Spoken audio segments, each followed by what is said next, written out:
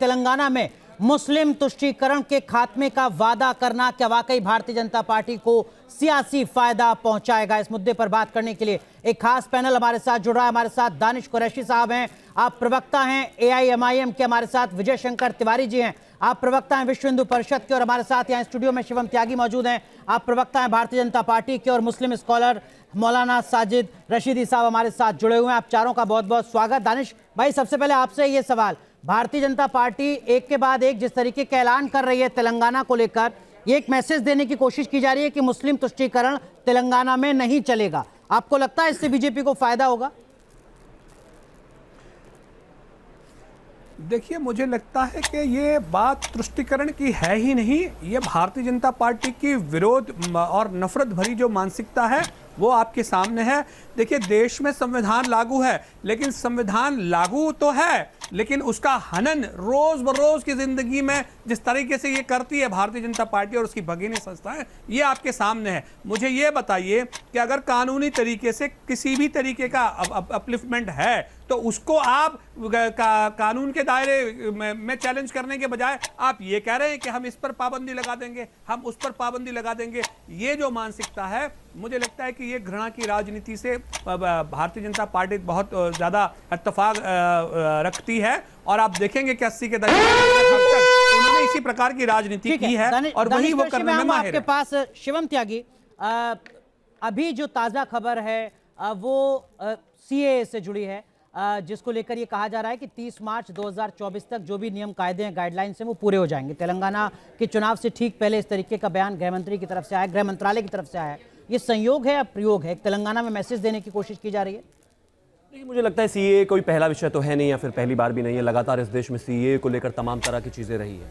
CAA एक ऐसा विषय रहा है जिस पर टाइम एंड अगेन बार बार बात हुई है, सरकार की तरफ से चीज़ें भी हुई हैं और कहीं ना कहीं बिल जब प्रपोज किया गया था तो उसके बाद देश में क्या माहौल रहा आपने भी देखा होगा।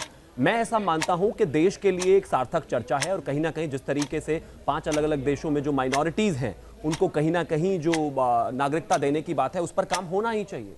अगर कहीं पर भी माइनॉरिटीज़ के साथ जो है बुरा व्यवहार हो रहा है और सरकार के हमारे देश की जो नेबरिंग कंट्रीज़ हैं उनमें कहीं ना कहीं दिक्कत है, तो मैं मानता हूं इस पर चर्चा होनी चाहिए और ये ज़रूरी भी है, क्योंकि कहीं ना कहीं माइनॉरिटीज़ को सिक्योर करना और कहीं पर भी अगर ऐसा होता है तो उस चीज़ को ध्यान रखना सरकार का काम है। और सीएए एक ऐसी चीज़ है जिस पर चर्चा भी मुझे लगता है ये देश काफ़ी कर चुका है, तो अब समय है कि कहीं ना कहीं इस पर बात की जाए और इसको आगे बढ़ाया जाए, जितना जल्दी हो।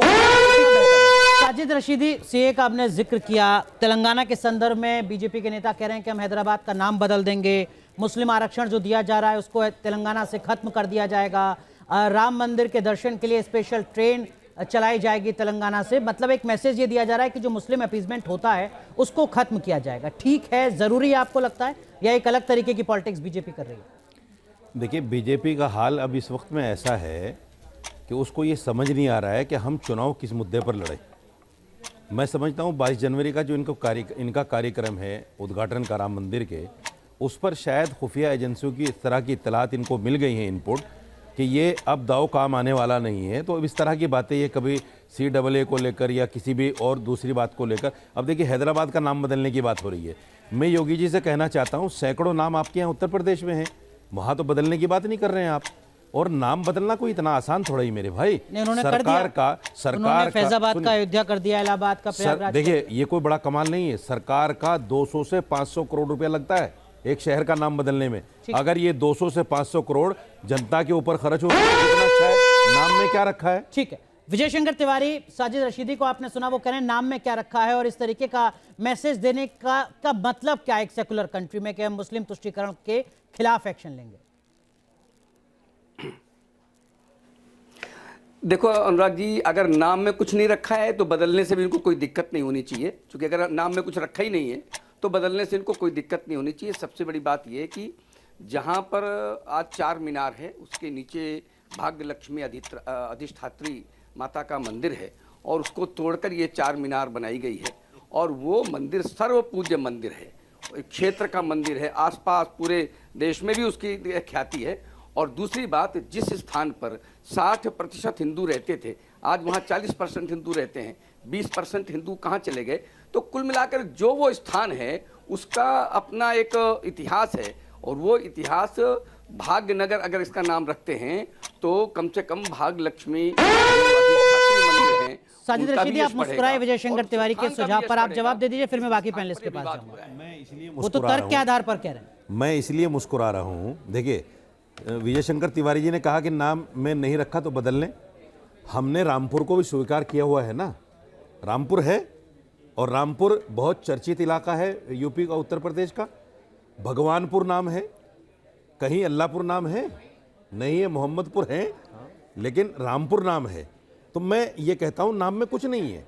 रामपुर में भी मुसलमान रहते हैं, भगवानपुर में भी मुसलमान रहते हैं, ऐसा नहीं है कि वहाँ मुसलमान नहीं रहते। मेरा मानना सिर्फ ये है कि जनता का ये पैसा जो 200 से 500 करोड़ रुपया लगता है, अगर उनकी एजुकेशन पे खर्च हो, अगर उनके जो चीज़ें उनके सामने जो परेशानियां हैं, उनकी शिक्षा पर, उनके स्वास्थ्य पर खर्च हो, तो ये ज़्यादा अच्छा है कि नाम बदलने में पैसा खर्च नहीं, हो। सरकार ये का हो वो सकता ज़्यादा है अच्छा कि है। साजिद रशीदी, विजय शंकर तिवारी ये तर्क दे सकते हैं कि जब केसीआर ये सीना ठोक कर कहते हैं कि हमने माइनॉरिटीज के लिए, मुसलमानों के लिए 12,000 करोड़ रुपए खर्च किए हैं अकेले एक तेलंगाना राज्य में, तो 200 करोड़ रुपए में अगर एक राज्य का नाम बदला जा रहा है तो क्या दिक्कत है? 1200 करोड़ बनाम 200 करोड़ की बात है ना सर। बीजेपी ने कर्नाटक में भी कहा था कि हम मुस्लिम रिजर्वेशन खत्म कर देंगे। कर क्या दिया हाल, उन्होंने। क्या हाल हुआ? उन्होंने किया। क्या हाल हुआ? हाँ। इलेक्शन में क्या हाल हुआ उनका? ठीक है। खत्म हो गए ना।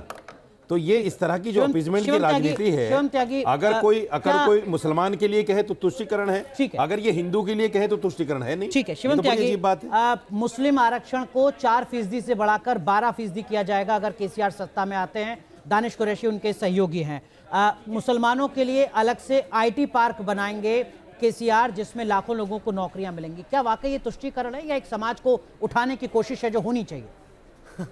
ये समाज को उठाने के लिए कैसे हो सकता है? पहली बात तो वो कि जो 4% दिया हुआ है धार्मिक आधार पर, तेलंगाना एकमात्र ऐसा राज्य है पूरे देश में जहां पर धार्मिक आधार पर आरक्षण है। भारतीय जनता पार्टी अगर आएगी तो उसको हटाएगी और उसको हटाकर अन्य पिछड़ा जातीय, जनजातीय और पिछड़ा वर्ग को दिया जाएगा, और वो दिया जाना चाहिए जैसा कि संवैधानिक ढांचा कहता है। दूसरी बात, खुल्लम खुल्ला 4 से 12% कह रहे हैं ना, तो वहां पर जो हिंदू हैं वो उठ के अपने आप चले ही जाते हैं। राज्य छोड़ने को कह दीजिए ना, कॉल कर दीजिए, डायरेक्ट एक्शन डे वाला माहौल बना दीजिए, कह दें केसीआर साहब कि भैया अगर मैं सरकार में आऊंगा तो हम चले जाएं।